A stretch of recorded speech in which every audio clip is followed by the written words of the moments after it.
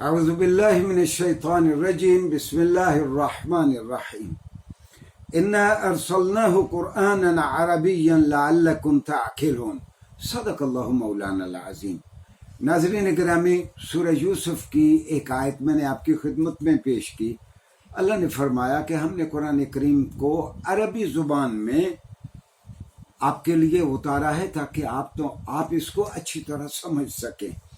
یہ میں نے عرض کیا تھا پچھلے لیکچر میں کہ ہم کسی اور لیکچر میں انشاءاللہ اس کا جائزہ لیں گے کہ دنیا کی ساری زبانوں میں اللہ تعالیٰ نے اپنے آخری ابدی اور سرمدی پیغام کے لیے عربی زبان کا انتخاب کیوں کیا۔ آج قرآن کریم کے ساتھ 5 منٹ پروگرام میں آج ہمارا موضوع ہے حروف مقطعات۔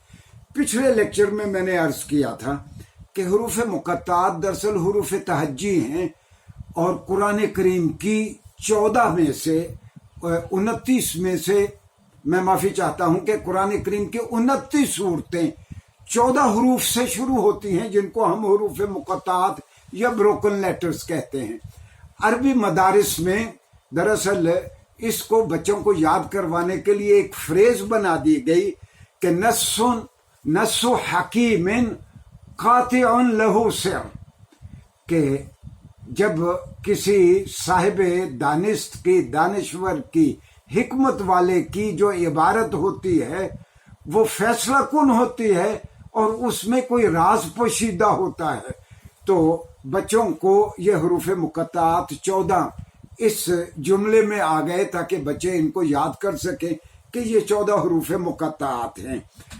ناظرین گرامی، میں نے عرض کیا تھا کہ حدیث کے پورے ورثے میں ایک بھی حدیث ایسی نہیں ہے جس میں رسول اللہ صلی اللہ علیہ وسلم نے کسی حروف مقطعات میں سے کسی ایک کی وضاحت کی ہو۔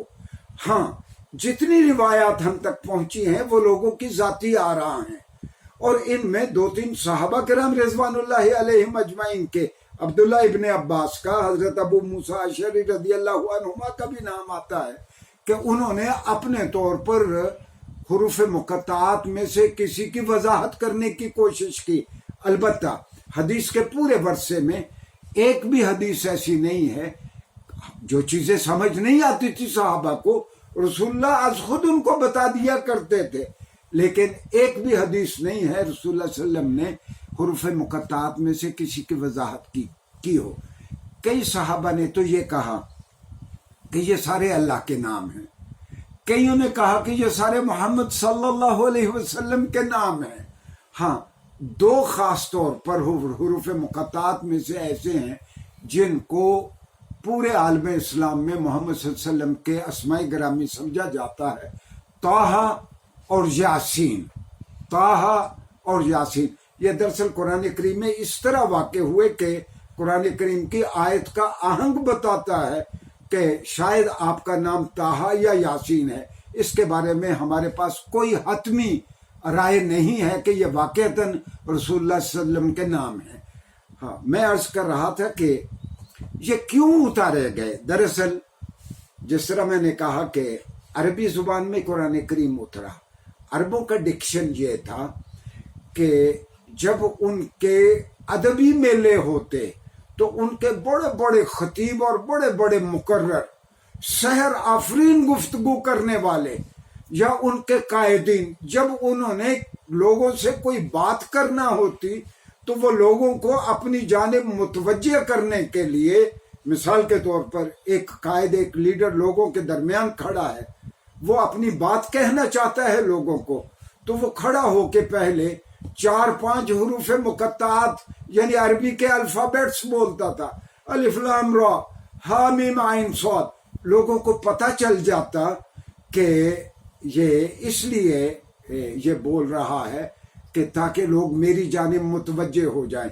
بالکل اسی طرح جس طرح ڈائس پہ آج ہم کھڑے ہو کے کہتے ہیں تقریر کرنے سے پہلے، can I have your attention plays. ناظرین گرامی میری جانب توجہ کریں، میں کچھ کہنا چاہتا ہوں۔ یہ عربوں کا انداز تھا کہ وہ تقریر کرنے سے پہلے لوگوں کو متوجہ کرنے کے لیے کہ میں کوئی بہت ضروری بات کہنا چاہتا ہوں، وہ کچھ الفابیٹس استعمال کرتے تھے۔ ہمارے پاس ایسی شہادتیں ہیں کہ رسول اللہ صلی اللہ علیہ وسلم کی آمد سے 200-250 سال پہلے کی عبارتیں ہمارے پاس موجود ہیں، اور ان کے ادبی میلوں میں خاص طور پر عکاظ کے میلے میں یا دیگر میلوں میں جو مکہ کے آس پاس لگتے تھے میلے، اس میں جو مقررین تقریریں کرتے وہ اپنی تقریریں، اپنے خطاب وہ حروف مقطعات سے شروع کرتے۔ میں خاص طور پر ایک کا نام لوں گا کہ ان کا نام ہے الایادی، قس بن ساعدہ الایادی، بہت مشہور زمانہ جاہلیت کا ادیب۔ جب وہ کھڑا ہوتا تو پہلے حروف مقطعات 3-4 بیان کرتا، پھر وہ اپنی سحر آفرینی اور خوبصورت گفتگو شروع کرتا۔ ناظرین گرامی، جن جن چیزوں سے شرک کی یا اباہیت کی یا ننگے پن کی بو آتی تھی، ان کو تو رسول اللہ صلی اللہ علیہ وسلم نے کالعدم قرار دے دیا، ان کا اسلامی کلچر میں رواج نہیں رہا۔ میں اس کی ایک مثال دیتا ہوں۔ رسول اللہ صلی اللہ علیہ وسلم ایک صحابی کے گھر گئے، انہوں نے وہاں ایک ننھی منی چھوٹی سی گڑیا پھدکتی پھر رہی ہے۔ آپ نے کہا کہ بیٹی کیا نام ہے آپ کا؟ تو اس نے کہا عاصیہ، عین الف صاد یہ ہے عاصیہ۔ اب عاصیہ کا لفظی معنی ہے گناہ کرنے والی۔ تو رسول اللہ صلی اللہ علیہ وسلم برہم ہوئے ایک طرح، صحابی سے کہا بھئی یہ کیا نام ہوا؟ بچی کا نام گناہ کرنے والی۔ تو رسول اللہ صلی اللہ علیہ وسلم نے پھر اس بچی کا نام، اس گڑیا کا نام جمیلہ رکھ دیا کہ یہ خوبصورت گڑیا ہے، اس کا نام جمیلہ۔ تو زمانہ جاہلیت کی ایسی بہت ساری چیزیں جن سے شرک کی، اباہیت کی، ننگے پن کی بو نہیں آتی تھی، وہ زمانہ اسلام میں بھی جاری رہی۔ میں اس کی ایک اور مثال دیتا ہوں۔ مثال کے طور پر یہی قس بن ساعدہ الایادی، اتنا بڑا ادیب، جب وہ کبھی خطبہ دیتا، جب لوگوں سے ابتدائی گفتگو کر لیتا کہ ناظرین گرامی، سامعین کرام، میری جانب متوجہ ہوں، میں نے بہت اہم بات کرنی ہے، اور اصل موضوع شروع کرنے سے پہلے، جسے اردو ادب میں گریز کہا جاتا ہے کہ میں اب اپنے اصل موضوع پہ آ رہا ہوں، وہ ایک فریز استعمال کرتا، اما بعد۔ یہ قس بن ساعدہ الایادی زمانہ جاہلیت میں استعمال کرتا تھا، اور پھر یہ رسول اللہ صلی اللہ علیہ وسلم نے بھی اما بعد استعمال کیا، خلفائے راشدین نے بھی استعمال کیا۔ ایسی بہت ساری چیزیں جن سے شرک کی بو نہیں آتی تھی، زمانہ جاہلیت کی بعد میں بھی عربی زبان میں جاری رہی۔ ایک اور مثال وہ آج تک جاری ہے۔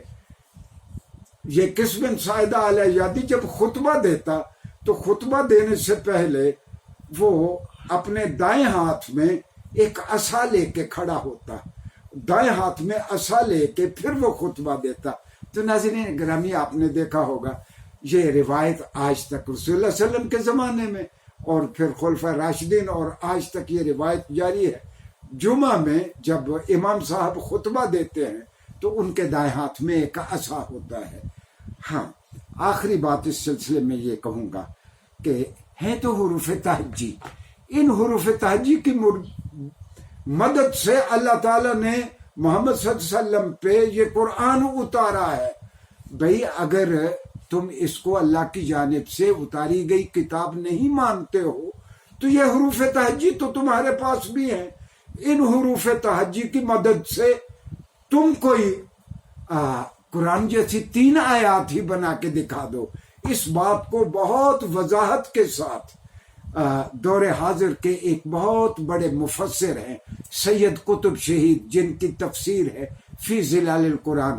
میں 2 مثالیں دے کے اس بات کو ختم کرتا ہوں کہ جب بھی حروف تہجی بالعموم قرآن کریم میں استعمال ہوئے، اس کے بعد قرآن کا تذکرہ ہے، تو سید قطب کہتے ہیں اس سے مراد یہ ہے کہ دیکھو یہی حروف تہجی ہیں جن کی مدد سے ہم نے یہ آیات ترتیب دی ہیں۔